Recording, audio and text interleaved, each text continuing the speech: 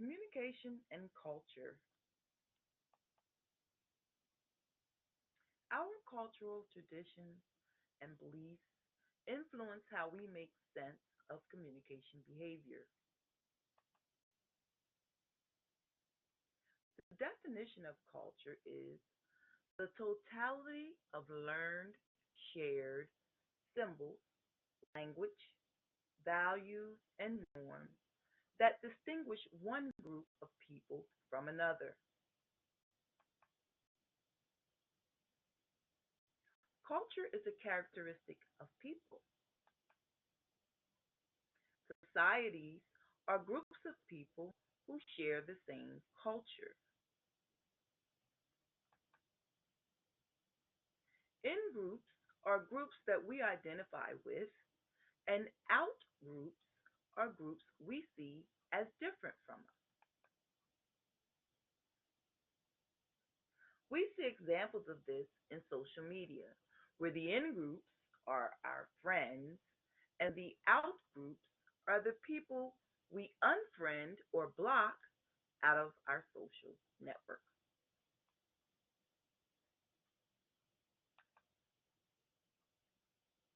How do we form our culture?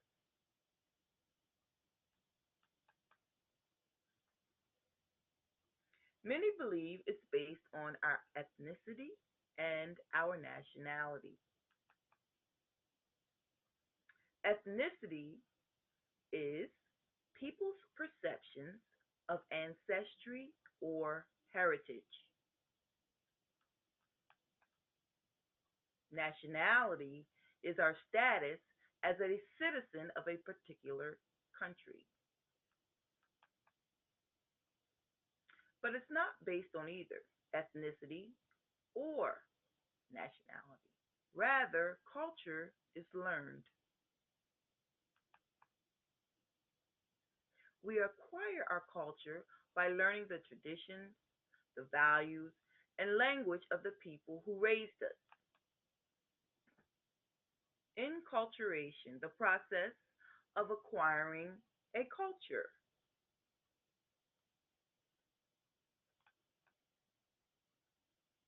Co-cultures are groups of people who share values, customs, and norms related to mutual interests or characteristics other than their natural citizenship.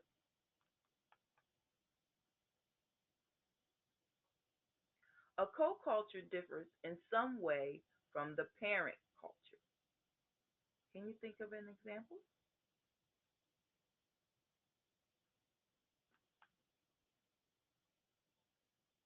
When we are communicating with others, especially those who may be culturally different from us, we must do so with cultural awareness to ensure that we don't interrupt the communication process with unnecessary and unintentional noise. However, I'm sorry, how do we improve our cultural communication?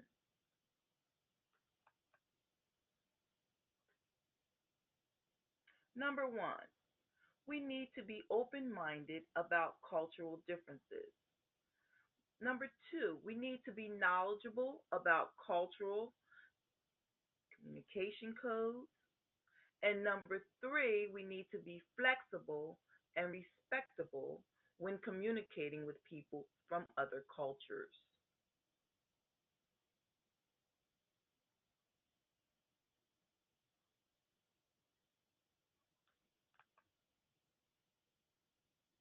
When we practice cultural awareness, we must be open minded about cultural differences. Different cultures think differently.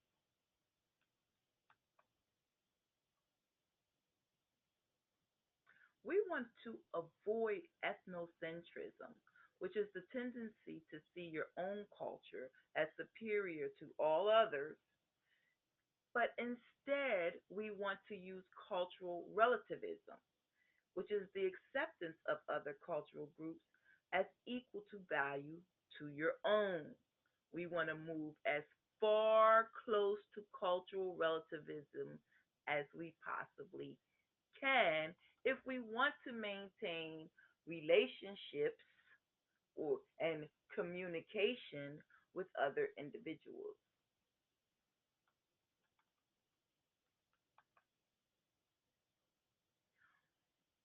When we practice cultural awareness, we recognize that cultures differ from one another in their use of communication codes.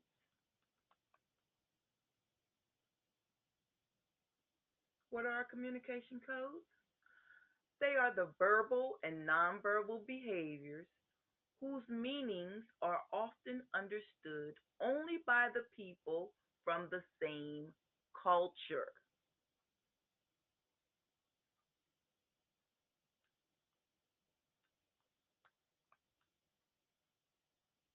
Now, there's three kinds of communication codes: items, jargons, and gestures. An item is a phrase whose meaning is purely figurative. For example, the phrase kicking the bucket, means he's gone, you've passed on. Having two left feet, meaning you're awkward, you're unbalanced, you're not on the level playing ground. Or break a leg. In When people say that in acting, they mean do a good job.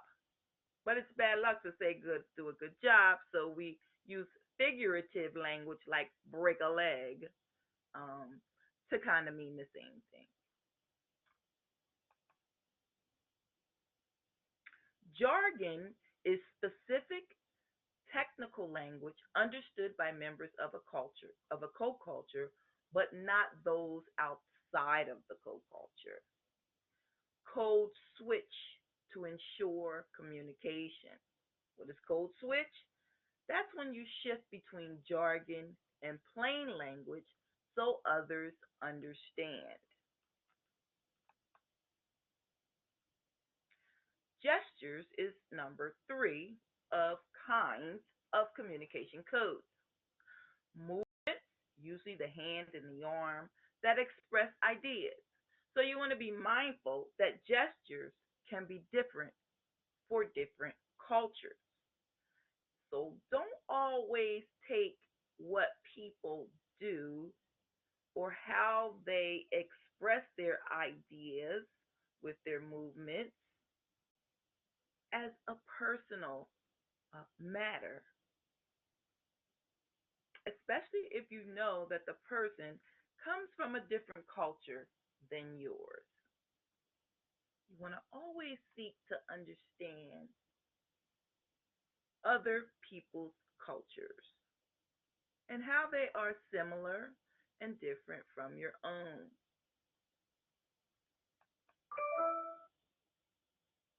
When we practice cultural awareness, we expect ambiguity, acknowledge the digital divide, and adapt to others. So be flexible and respectful when interacting with others.